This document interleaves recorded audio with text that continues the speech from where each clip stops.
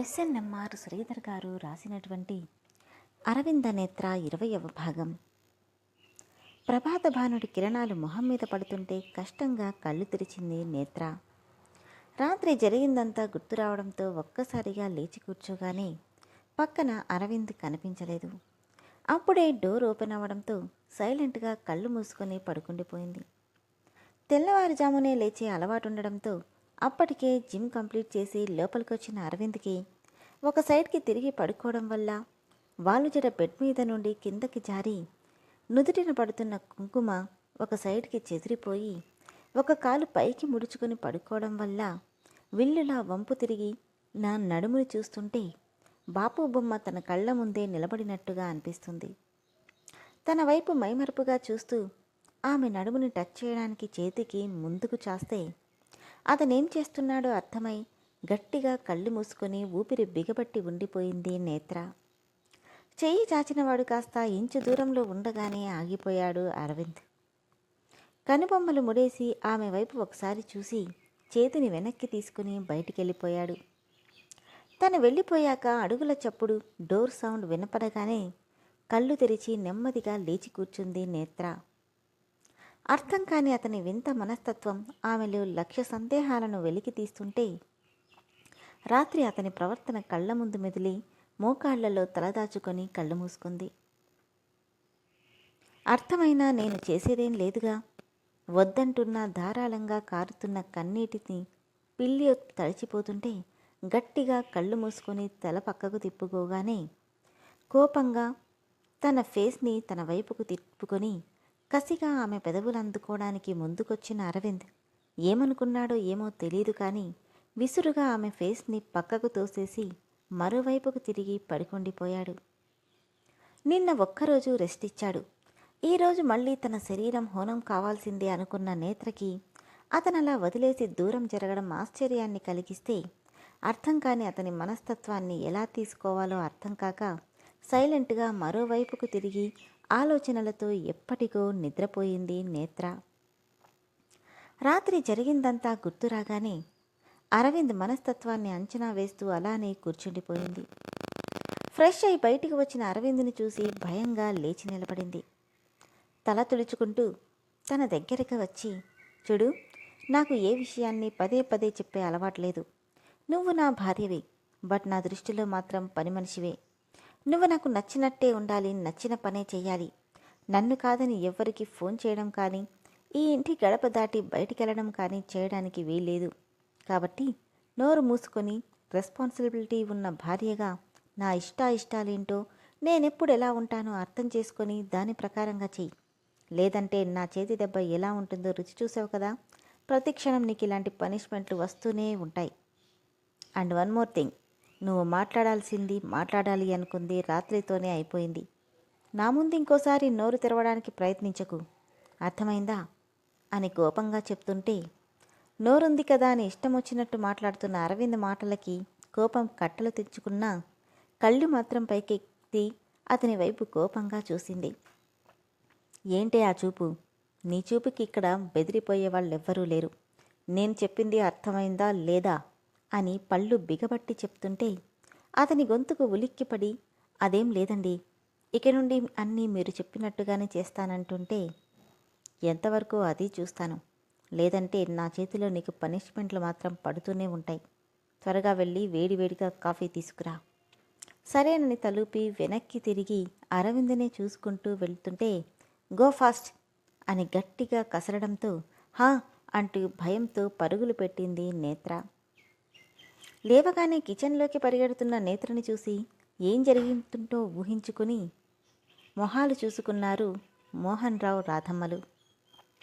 Coffee ready చేస్తూ, ఏంటితని మనస్తత్వం?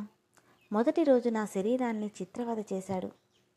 2 రోజులుగా ఈ ఇంట్లో పని మనిషి కంటే హీనంగా చూస్తూ రాత్రి కేవలం తన అవసరాలకు మాత్రమే పెళ్లి చేసుకున్నానని తేల్చి చెప్పేశాడు. అలా చెప్పినవాడు ఉన్నట్టుండి రాత్రి నన్నెందుకు వదిలేసి సైలెంట్ అయిపోయాడు? దానికోసమే నన్ను పెళ్లి చేసుకున్నానన్నాడు కదా, మరెందుకు అలా చేశాడు? అసలు ఈ అరవింద్ మంచివాడా చెడ్డవాడా అనుకుంటూ స్టవ్ మీద పాలు పొంగిపోవడం గమనించకపోవడంతో ఫాస్ట్గా స్టవ్ సిమ్లో పెట్టి కాఫీ ప్రిపేర్ చేసి తీసుకెళ్ళింది. అప్పటికే రెడీ అయి టై కట్టుకుంటున్న 2 రోజుల క్రితం నన్ను చూస్తేనే భయపడ్డావు. ఈరోజు నీ కళ్ళల్లో ఏమాత్రం భయం కనిపించట్లేదు. ఇప్పుడు కూడా మిమ్మల్ని చూస్తుంటే భయంగానే ఉందండి, కానీ అలవాటైపోయింది. ఓ పర్వాలేదు, 2 రోజులకే బాగా అలవాటు పడిపోయావు. ఇది తప్పని నరకమని తెలిసినప్పుడు తప్పదు కదా.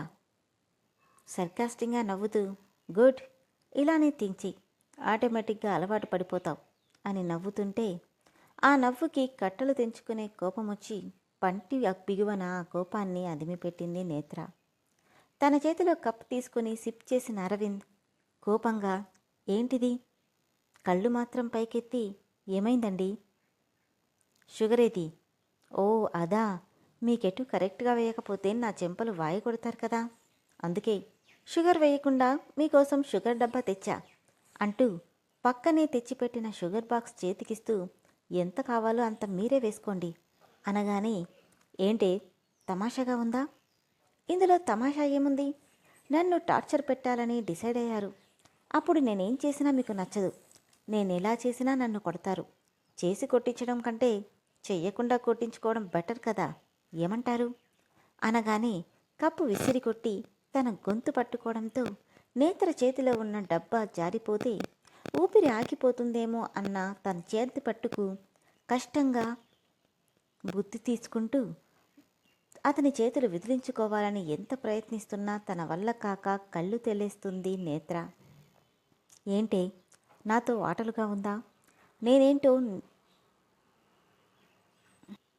నీకు ఆల్రెడీ చెప్పాను కదా, ఇంకా నాతో ఆటలాడదాం అనుకుంటున్నావా అని కర్కశంగా అంటుంటే ఆ క్షణంలో అయినా ప్రాణం పోయేలా ఉన్న తన పరిస్థితికి కళ్ళల్లో నీళ్ళొస్తూ వదలమన్నట్టు కళ్ళతోనే బతిమాలుతుంది. నీకిదే లాస్ట్ అండ్ ఫైనల్ వార్నింగ్. నీ ధైర్య సాహసాలు ఎన్నున్నా నా ముందు కుక్కిన పేనులా ఉండాలి. అంతేకాని కొడితే కొడతాడు అంతే కదా అనుకుంటే ప్రాణం తీసి పాతి పెట్టడానికి కూడా నేను వెనకాడను, గుర్తుపెట్టుకో అంటూనే తనని విసురుగా తోసేయడంతో కప్పు కింద పడిన సౌండ్కి ఏమైందో ఏంటోనని అక్కడికొచ్చిన ఇంట్లో అందరికీ కాళ్ళ దగ్గర పడబోతుంటే తను పడకుండా పట్టుకున్నారు రాధమ్మ, అన్వితలు. పోయిన ప్రాణం తిరిగొచ్చినట్టుగా అనిపించి కన్నీళ్లతో అతని వైపు చూసింది. నీకిదే లాస్ట్ అండ్ ఫైనల్ వార్నింగ్. ఇంకోసారి నా ముందు నోరు లేచిందంటే నా చేతిలో చస్తావు, జాగ్రత్త, పోయిక్కడి నుండి అని కర్కశంగా చెప్పగానే ఏడుస్తూ అక్కడి నుండి వెళ్ళిపోయిన నేత్ర ఫోర్స్గా డోర్ క్లోజ్ చేసుకోవడంతో అది కాస్త లాక్ పడిపోతే డోరుకి ఆనుకొని ఏడుస్తూ కూర్చుండిపోయింది. అరవింద్, నువ్వు చేస్తుంది కరెక్ట్ కాదు. నేనేం చేయాలో నాకు బాగా తెలుసు. ఒకరు చెప్పాల్సిన అవసరం లేదు. దానికే కాదు, మీకు కూడా కలిపే చెప్తున్నాను. నాకు నచ్చినట్టు లేకపోతే నా ముందు ఎవరైనా నోరెత్తితే అది తండ్రైనా చెల్లైనా ఊరుకోను, జాగ్రత్త అని చెప్పి కోట్ వేసుకుని విసురుగా బయటికెళ్ళిపోయాడు అరవింద్. ఎందుకు ఇతనికి నేనంటే ఇష్టం లేదు? నా వల్లేమైనా తప్పు జరిగిందా అనుకుంటూ మోకాళ్లలో తలదాచుకొని ఏడుస్తున్న నేత్రకి ఇందాక కాఫీ చేసినప్పుడు స్టవ్ సరిగా ఆఫ్ చేయకుండా రావడంతో విపరీతంగా వస్తున్న గ్యాస్ స్మెల్కి ఈ స్మెల్ ఏంటి ఇలా వస్తుంది అనుకుంటూనే కళ్ళు తుడుచుకొని పైకి లేచి చీకటిగా ఉండడంతో లైట్ ఆన్ చేయడం, చాలాసేపటి నుండి లీక్ అయిన గ్యాస్ ఒక్కసారిగా మంటలు చెలరేగడంతో గట్టిగా అరిచేసింది నేత్ర.